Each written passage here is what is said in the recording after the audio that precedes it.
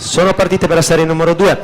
Mattiuzzi Giulia rappresentativa Idros, Pontarolo Anna Quappolis in 2, alla 3 alla Torre Nicole Stile Libero SSD, alla 4 De Luca Alessia Nottoli Nuoto 74, alla 5 Mion Laura Sporting Club Nuale,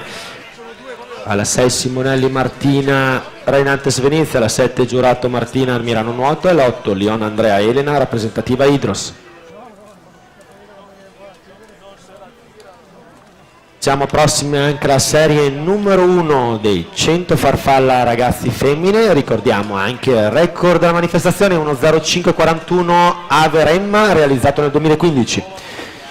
Partiranno in corsia 1 di Giovanni Domenico Giulia per la Wisp Nuoto Cordenons in corsia 1, alla 2 Nicola Vittoria Piave Nuoto, alla 3 De Feo Anna Piave Nuoto, alla 4 Sartori Sofia Leo Sport, alla 5 Marcacci Vittoria Rainantes Romagna, alla 6 Rolla Francesca Vittoria Lata Nuoto, alla 6 Piccoli Elisa Nottoli Nuoto 74 e alla corsia 8 Modulo Matilde rappresentativa Idros.